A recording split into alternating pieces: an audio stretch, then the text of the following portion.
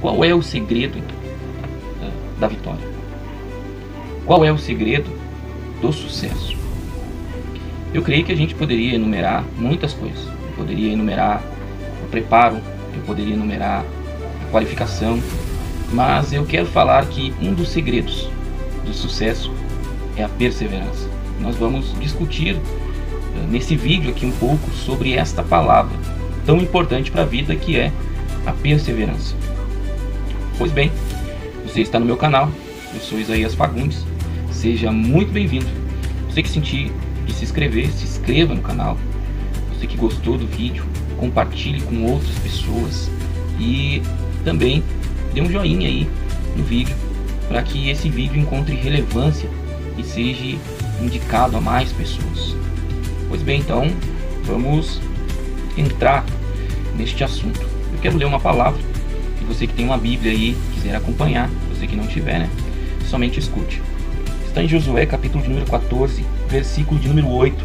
Está escrito bem assim: mas meus irmãos que subiram comigo fizeram derreter o coração do povo.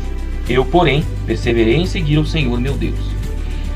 Essa palavra aqui, ela vai citar o acontecimento de Caleb, quando Caleb ele recebe a herança do que Deus havia prometido.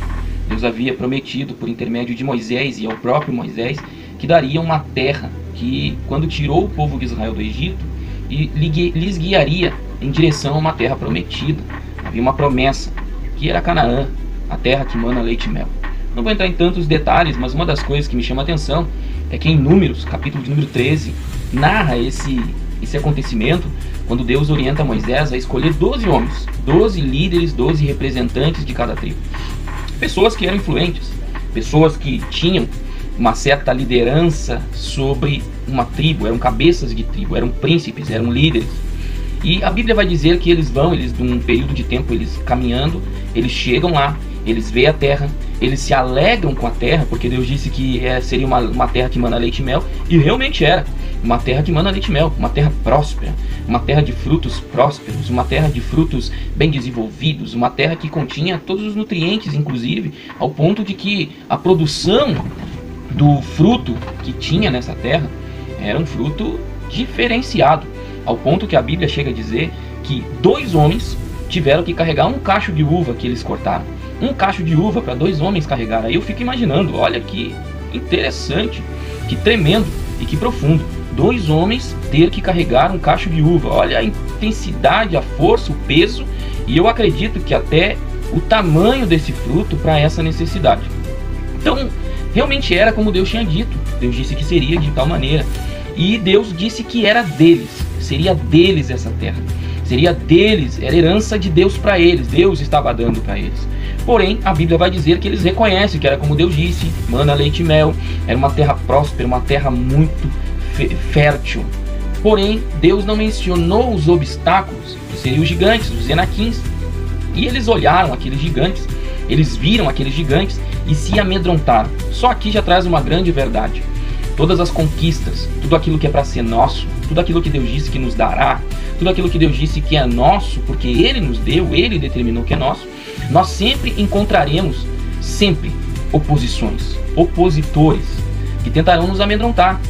A Bíblia diz que eles voltam com uma notícia boa, a terra é como Deus disse que seria, mas eles voltam também com uma notícia ruim, dizendo que a terra que eles foram é terra que consome consome aqueles que adentram nela.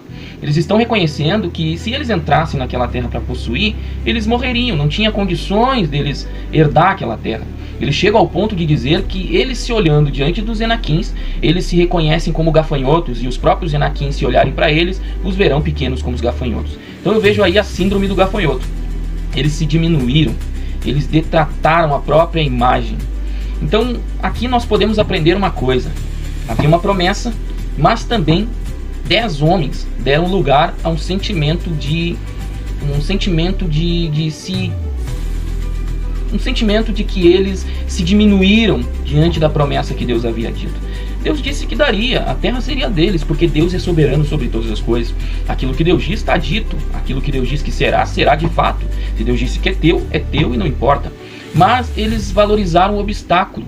E uma das coisas que nós temos que entender é que todas as conquistas da vida, as promessas de Deus e até mesmo os nossos sonhos, nós sempre encontraremos obstáculos, nós sempre encontraremos opositores.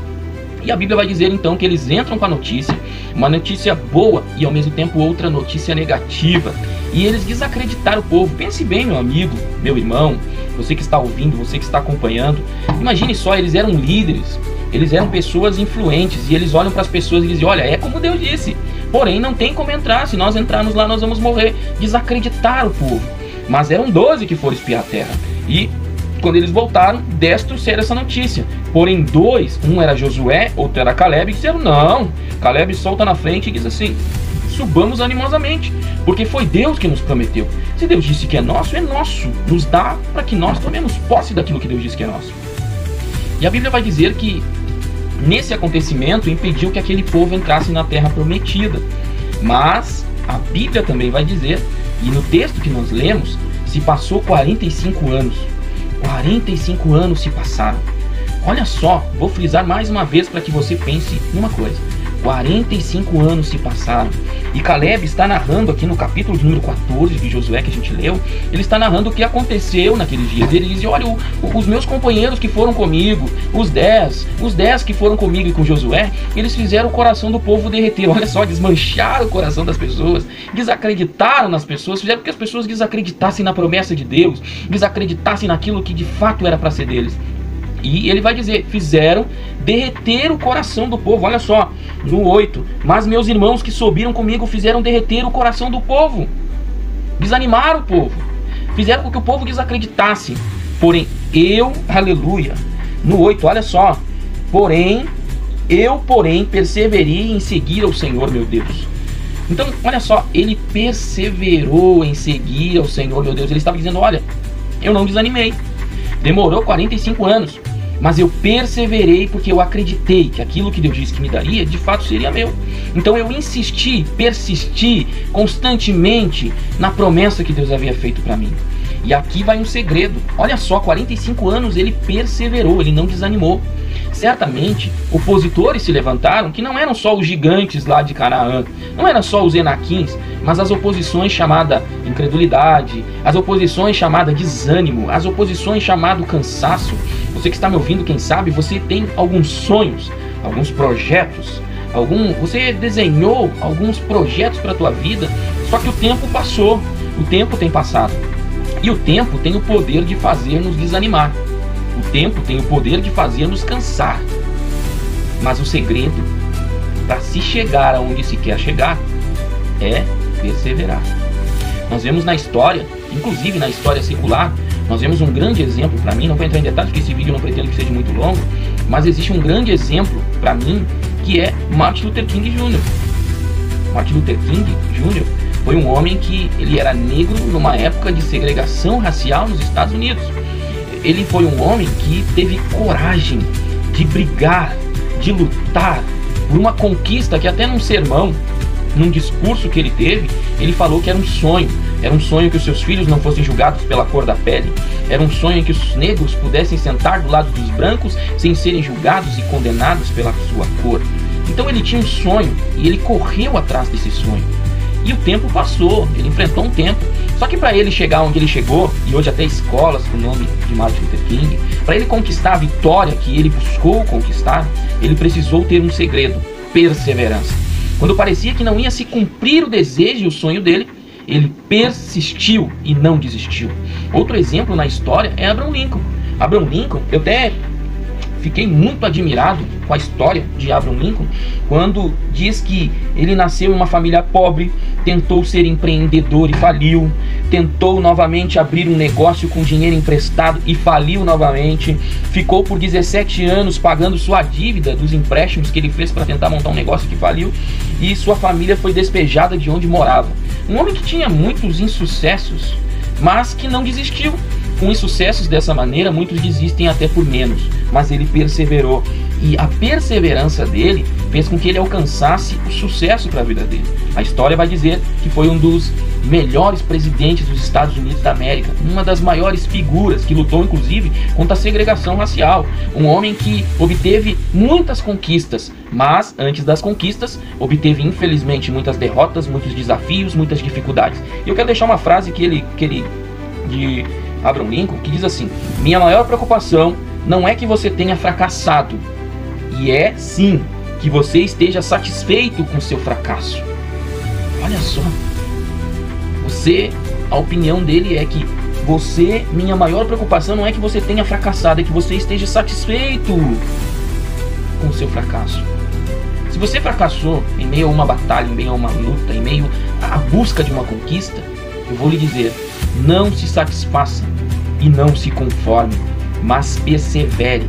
O grande exemplo que nós lemos aqui, Caleb. Caleb não desistiu, Caleb perseverou, Caleb insistiu, Caleb lutou, Caleb esperou 45 anos, mas esses 45 anos o tornaram mais forte, porque se nós lermos lá no 8 a gente leu, e no 9 ele diz assim: então Moisés naquele dia jurou dizendo, certamente a terra que pisou o teu pé será tua, de teus filhos e em herança perpetuamente, pois perseveraste em seguir ao Senhor meu Deus. E aí ele diz no 10, e agora, eis que o Senhor me conservou em vida.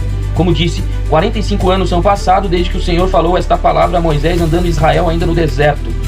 E agora, eis que hoje tenho já 85 anos, e no 11, e ainda hoje estou tão forte como no dia em que Moisés me enviou. Olha só, Caleb está dizendo, eu não fiquei fraco, eu não perdi a força, eu fiquei tão forte, eu fiquei mais forte. Porque quando os desânimos queriam atingir Caleb, quando a fraqueza, quando o cansaço queria dizer para Caleb, você não vai conseguir, Caleb perseverou. Caleb disse, não, vai ser meu, e já é meu. E ele se fortaleceu com esta convicção.